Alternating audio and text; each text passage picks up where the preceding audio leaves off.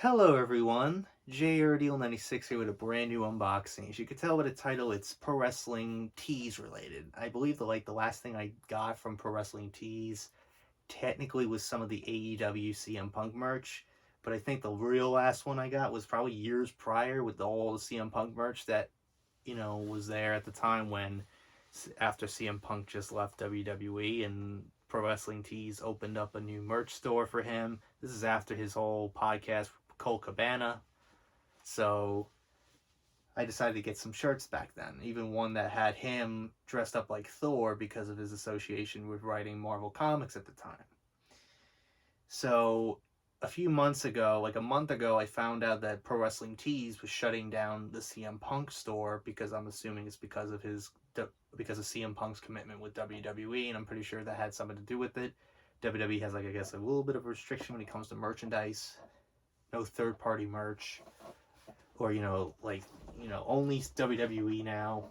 I was kind of curious about that when Punk first returned to WWE. The merch store was still up. I was like, kind of weird. But then then I get an email from Pro Wrestling Tees, which I still do for some reason, and it said that CM Punk merch is disappearing after March 14th. So I was like, you know what? Let me go buy the one shirt that has always been kind of something I've always wanted to get for a long time, but I just never really got really decided not to get at the time because I just kept pushing it off for years. And then I was like, you know what? After now, I decided, screw it. Let's just get it before it's too late. Then I decided, let me see if there's other cool shirts I want to get. And then there's this one other shirt that I decided to get too. We'll do that later. But first, let's do the obvious. It's the CM Punk related shirt that I decided to get. And I've already opened the package because I'm still dealing with that issue. Still dealing with the PTSD of hopefully they didn't send me the wrong size because WWE did that. But luckily there was no issue here with this one. So what we have here is a pretty cool design. Here is the CM Punk 8-bit t-shirt, and it's kind of cool because the pose CM Punk is doing is kind of reminiscent of his cover of WWE 13 many years ago, over 10 years ago. It's almost like a throwback to the old school Nintendo Entertainment System. So it has him, and you have the Chicago skyline behind him, which is a nice touch. CM Punk Hardcore Straight Edge. And it says, based on the official Nintendo seal, it says official Chicago seal. And that's kind of a nice little touch. The reason why I got this, because I'm an old school gamer, and the first game system I started playing is when I was 3 years old was the Nintendo Entertainment System. And the first game I ever played was Super Mario Brothers. So it's a nice little, because I'm an old school gamer, I felt like this is kind of cool. So let's try on this shirt now, shall we? So this is what the shirt looks like. Very nice, very cool design. So I am a really old school gamer. So I still even play, even on my Steam Deck emulator, some of the older games, So pretty cool design.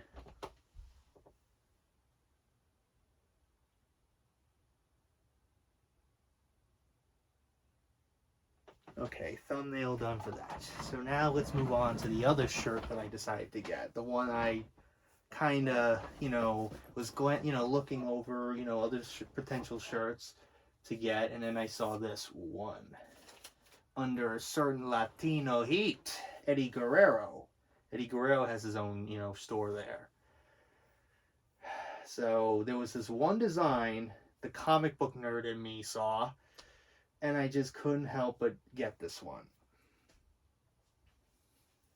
So we have this cool little Eddie Guerrero t-shirt right here. It's kind of a cool design.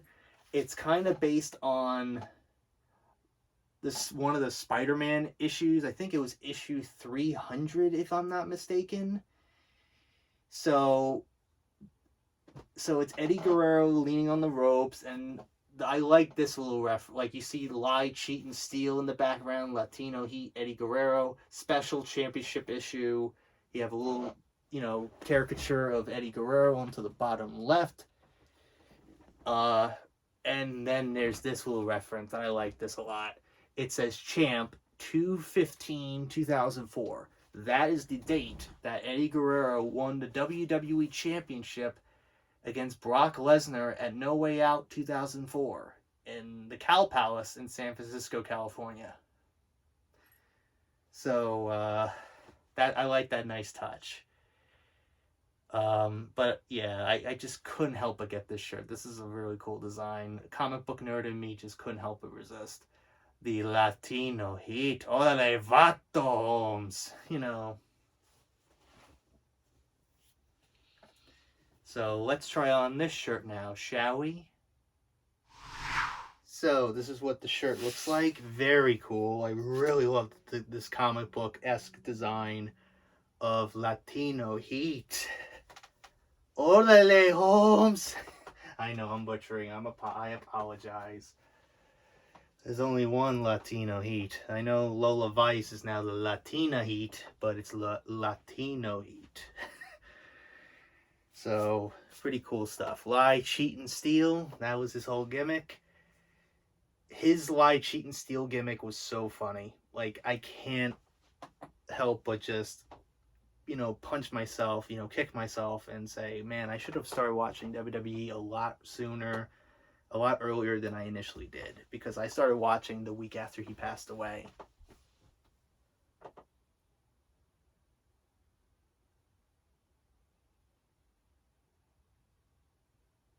Okay, thumbnail done. So, yeah, I didn't start watching WWE until the week after he passed away. It was the SmackDown when they were in the UK, and they had that brawl with Raw and SmackDown at the end. It sucks. But I wish I started watching a lot earlier to see Eddie Guerrero, because looking back at some of the stuff he did, oh my god. He's such a natural treasure. He was so good, so charismatic. So much charisma. He was so beloved by the fans. His whole lie, cheat, and steal gimmick was so funny. Like, still one of my all-time favorites. I think he was facing one of the Basham brothers. And and this is when the Basham brothers was with this, girl named Shaniqua, who had a whip. Some weird, weird whip. I'm not going to go into detail on what kind of whip it was. The kind that you use in foreplay, I'm assuming. So Shaniqua was on the the top of the on the rope, on the apron, trying to distract the referee. Eddie swipes the the whip out of her hands and whips one of the Bashams who took the place. They did Twin Magic before it became famous for the Bella Twins. He whips the Basham on the ground, and then whips the referee, Nick Patrick, who was, had his back turned and distracted by Shaniqua, whips him in the ass, and then puts the whip in the Basham's hand. Oh my god.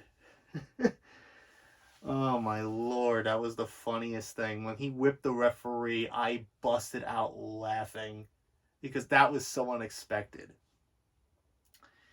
Another good one, I don't know who he was facing. I think it might have been Rhino or Billy Gunn. He grabbed the steel chair. The referee was, down. Like, the referee was down. And then Eddie Guerrero grabbed the chair, hits his opponent in the head, and then immediately goes down and lays down. As the ref turns around like, what the hell happened? He heard a bang. What happened? What happened? That was another great one, was when him and, the guy who should not be named was facing each other for the United States title. Rhino turned on he who should not be named, and Eddie was expecting to get gored by Rhino, but instead Rhino scored the other guy. And Eddie just had this looked around and then went, just the funniest stuff. Eddie is such a natural treasure. He is by far one of the greatest of all time. And I would not mind seeing a biopic of Eddie Guerrero and Eddie being played by Pedro Pascal. I would not mind to see that, because I saw somebody, put that, out there. I'm like, what? That wouldn't be a bad one. That wouldn't be a bad idea. He goes, you know, you got the Iron Claw got made recently, so why not Eddie Guerrero? Name it Latino Heat or something. I have no idea. That'd be nice, but anyways, that's really it on this unboxing. I've kind of went on this little mini tangent about my love for Eddie Guerrero. And now at this time, I think WrestleMania is coming up this week. WrestleMania 40's two-night extravaganza.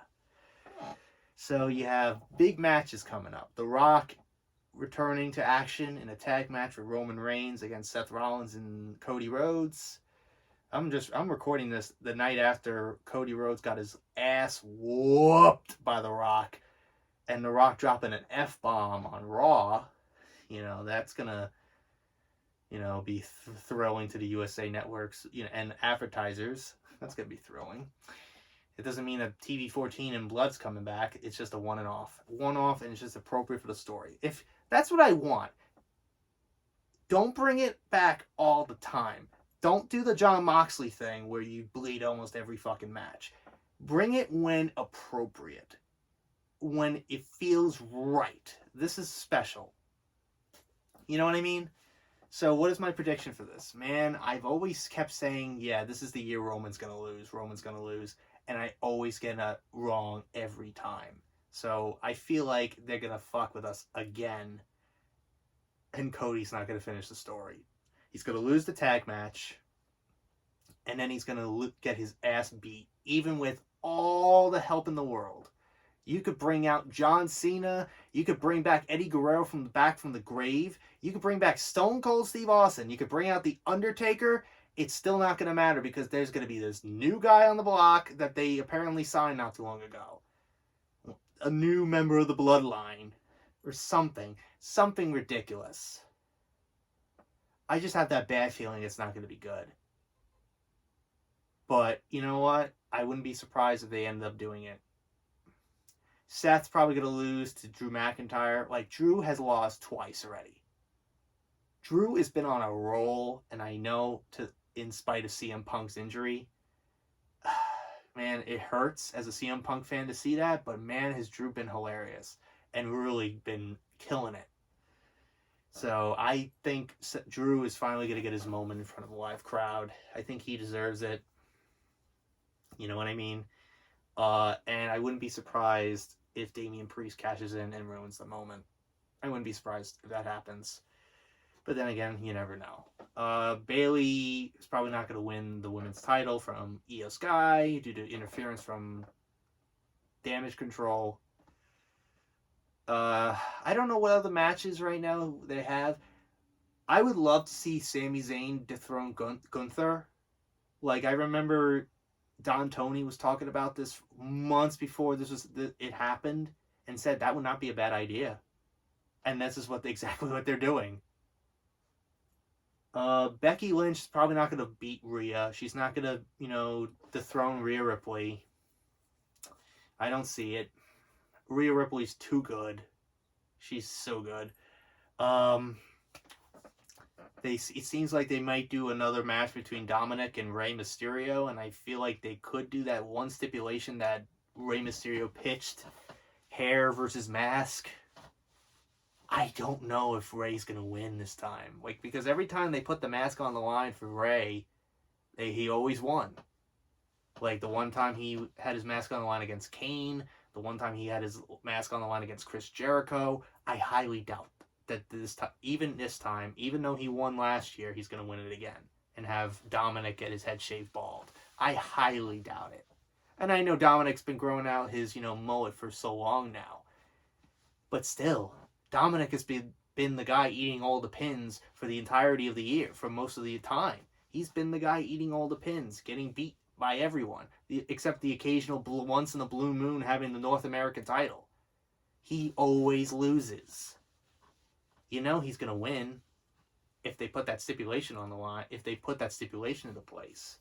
If not, if no stipulation is in there, then Dominic's winning. That's how I see it. Again, I don't know what the deal is with Jade Cargill. She's apparently debuting on SmackDown. Again, I was suspecting maybe she'll be facing Nia Jax. But since Nia Jax is on Raw and Jade Cargill's now on SmackDown, I highly doubt that they will do something cross-branded. It wouldn't be surprising if, Nia Jax attacks, Jade Cargill, because people keep talking about how Nia Jax got eliminated by Jade Cargill in her debut. That type of thing. And everybody wanted to see Jade Cargill face Bianca Belair. We can wait for that match one day. Let Jade Cargill get into her own with WWE. And then the tag team turmoil match. I honestly feel like Awesome Truth is gonna, somehow win the titles. I don't know why. I just feel like that's gonna happen. So, who knows what's gonna happen that night? I really don't know what's gonna happen. And I think that's what's special about this year. You don't know what's going to happen. The whole thing with The Rock and Roman and Cody and Seth, I don't know how it's going to go. There's so many great scenarios. We all thought The Rock was in on it with Cody. But obviously after last night, highly doubt that. But still, it's like, that's what I love. And I think that's what's been missing from wrestling. Because it's become too predictable. And I think seeing that it's not predictable and you don't know what's going to happen next, that's what's special about wrestling. But anyways, that's really it on this whole thing. I kind of anticipated Mercedes Moné to not get the best ratings at all. It's kind of sad to see, but that's just the main problem with AEW. They keep signing these big stars for millions of dollars, and it still can't push the ratings. Not saying that WWE does that, WWE is, immune to that either. Yet when Cody came back, the ratings went back to what it was after a couple weeks. Same thing with Punk, The Rock as well. It's all part of the system. But these ratings are abysmal. I'm just saying. I was expecting a lot higher, but nope. 798 for her debut overall. Come on. And don't give me the bullshit excuse, oh, she was initially viewed by 1 million people. She got help from Sheldon Cooper. Go cry me a river. I don't know. Anyways, enough of my tangent. That's really it on this unboxing. Hopefully WrestleMania is good. Hopefully WrestleMania 40 this coming weekend is great, and hopefully Bray Wyatt is in the Hall of Fame this time, because they've yet to announce it. Apparently it was leaked, the whole list. Still, I haven't heard anything about Bray Wyatt in the Hall of Fame. Don't know. Because all the other people that was on that list has been announced, but not Bray. Don't know why. And I feel like they're going to announce it the day of his documentary that comes out. I think that just came out the other day. So yeah, and I also met recently his widow, so that was very special. But that's a story for another day. So anyways, enough rambling. I hope you guys enjoyed today's unboxing. If you like what you saw here, hit the like button, subscribe, share this video with your friends. Be sure to ring that bell to be part of the notification squad. Be sure to check out my Instagram because it's me, Colette's Markiplier, Jacksepticeye, myself.